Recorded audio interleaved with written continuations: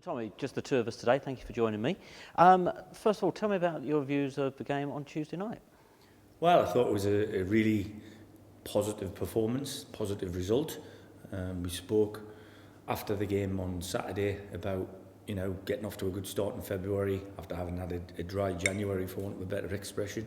And the boys did that. It was a slightly different game plan.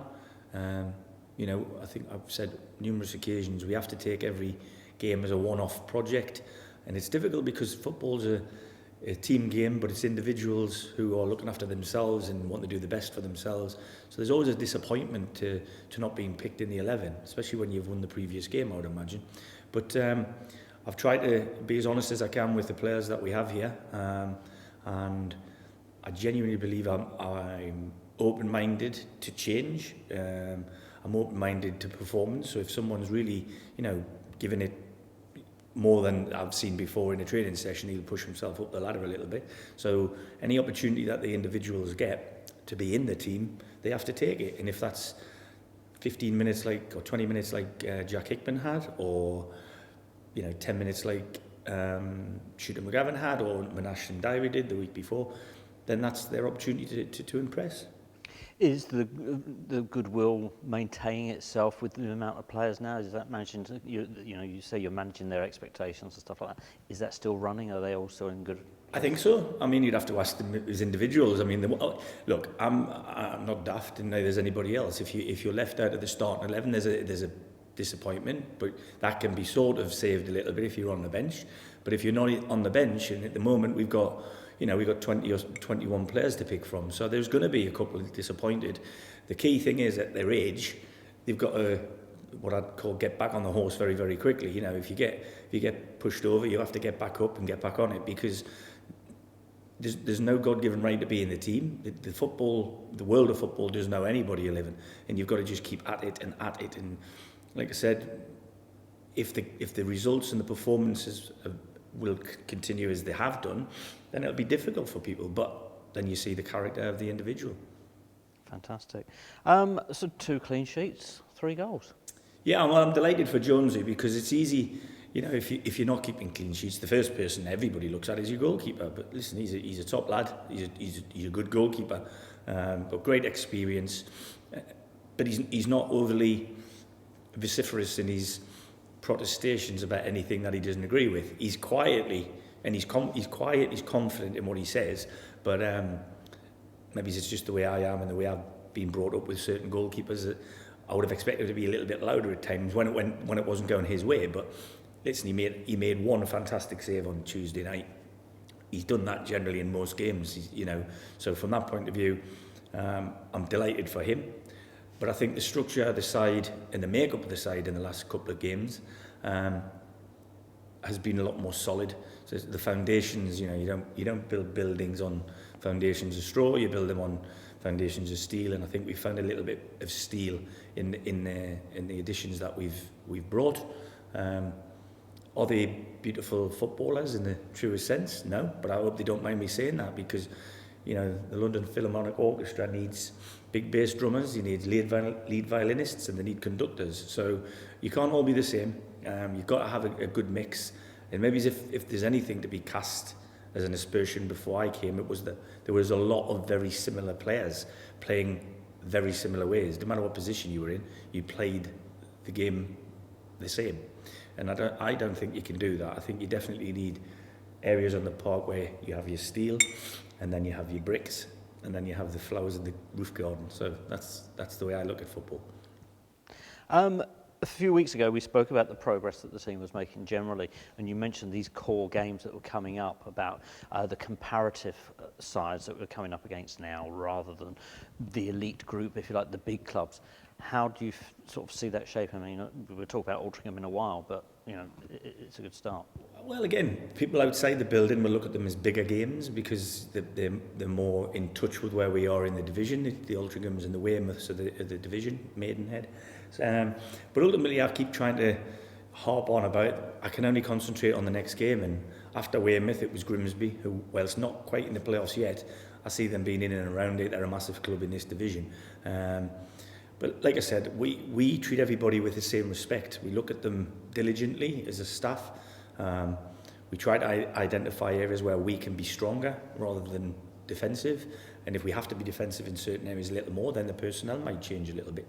But it was really important to get off to a good start at home against Weymouth on, last Saturday, 5th of February, and to follow it up 3 days later at a tough ask. We're still very much in the debit in terms of the opposition relative to us, its size of club and everything else. So, yeah, I mean, we've had again, I'm not whinging about this. It's just fact. We've had a hell of a fixture run away from home since I came in the building. But it will change, I'm sure. Every now and again, we'll have one nearer us rather than right at the top of the division. But you've got to play what you play. We've still got the amount of games we've got. The teams that we play, like I said, we'll go into every game with a game plan. We'll expect to get something from the game. And if we deserve to get something from the game, that'll be reflected in the table. Thinking, you mentioned the bigger clubs, thinking about where Kings Lynn Town has come from in the last few years, it would be good to get your views of what it means to a club that's recently turned professional, that's moved up to sort of leagues and playing effectively above itself, a lot of people would say. How does someone with your experience and knowledge factor that into what the club are trying to do going forward? Well, I'm learning about that all the time, and what I've got to say is it's an unbelievable achievement to get to where they got to in the space of time that they did. But going from, being a big club in the National North or the Ryman League, whatever, and now this one to become a small club, which it is. It's not a small club in non-league terms. Everybody knows about Kings Lynn Town, and they've got a national identity now, which is fantastic. What we want to do is keep that. Again, I go back to foundations and stuff. It's okay saying it's a full-time football club where the footballers are trained on a full-time basis. It's very different to if you turned up at Notts County this morning, it would be a thriving running business. This is different. Obviously, people know that. The whole infrastructure is smaller, the budget's smaller. But that's the same possibly in the Premier League as opposed to Manchester City and Watford. So from that point of view, the only difference is the numbers, the zeros on the crowd and the zeros on the pay slips.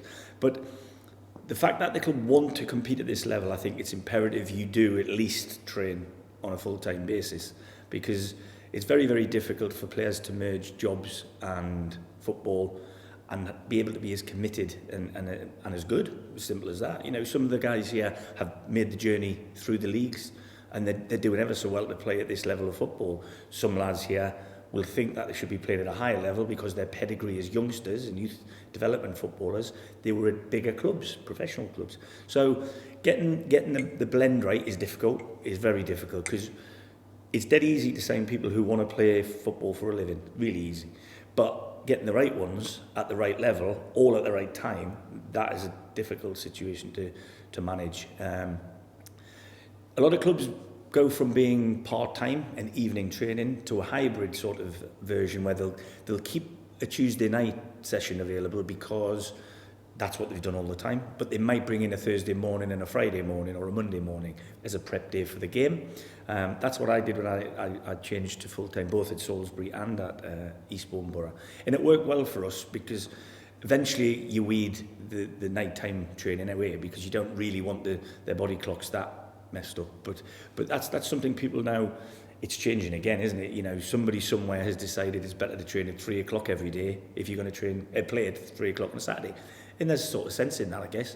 But logistics and travelling and all the other things that go together, putting a squad of players together, has to be taken into consideration as to where they live. Mentioning the players' comings and goings, what's the news from the week? Have we got any inbounds, any outbounds? Well, neither of either. I mean, everybody saw Jack Hickman was involved in the two games on Saturday, and he didn't get on Saturday, but he got on Tuesday.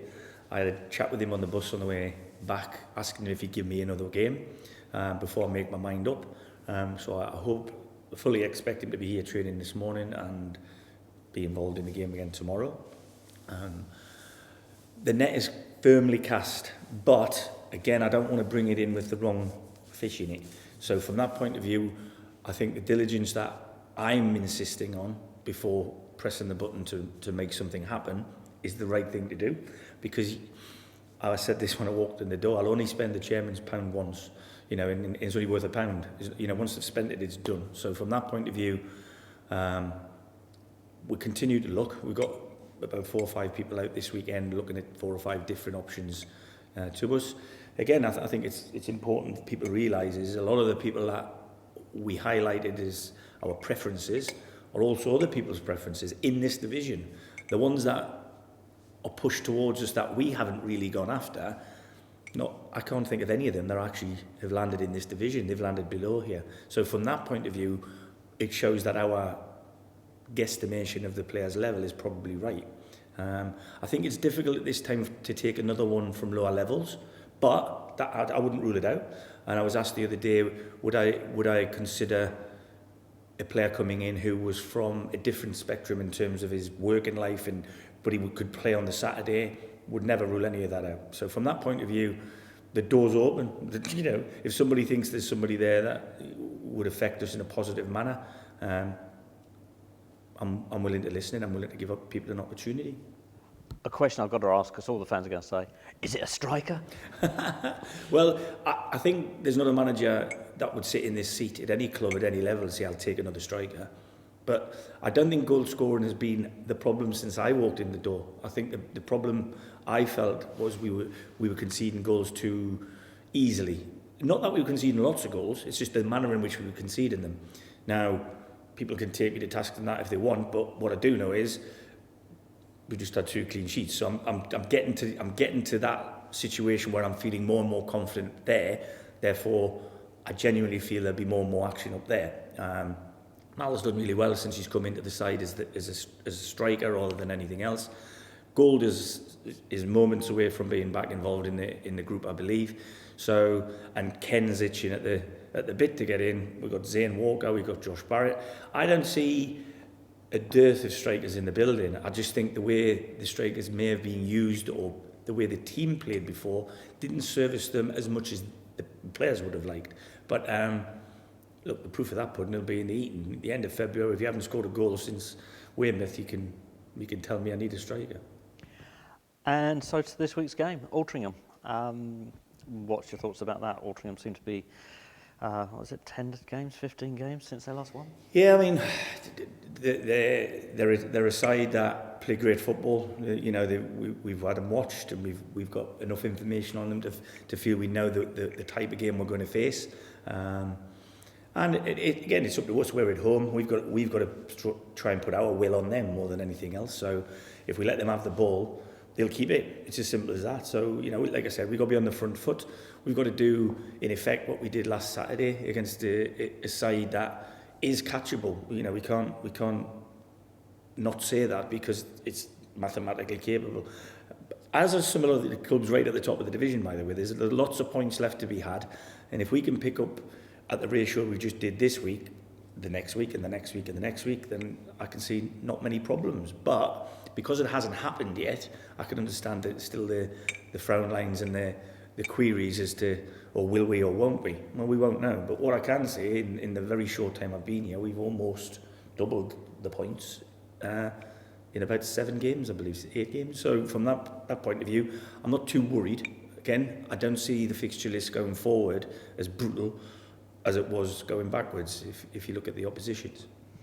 Fantastic. And lastly, the 12th man, the importance of the fans. It was very noticeable against Weymouth how the fans become more and more vocal and vociferous as the game went on. How important is that to you and the team? Massive. I mean, I've been trying to do a call to arms since I came in the building. I've seen the place rocking when I played here many, many years ago. And I've seen the pictures and the video of when they got promoted and there was 3,500, 4,000 people in here.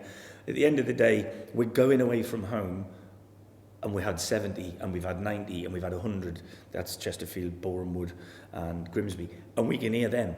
So trust me, when there's 1,000 or so, 1,500 in here, everybody will hear that, you know, and it's their town. It's the supporters' town. They're definitely out there. We've got to try and, you know, give them a brand of football, and which is winning. I don't care what people say. It doesn't matter how you play. If you win football matches, people will come.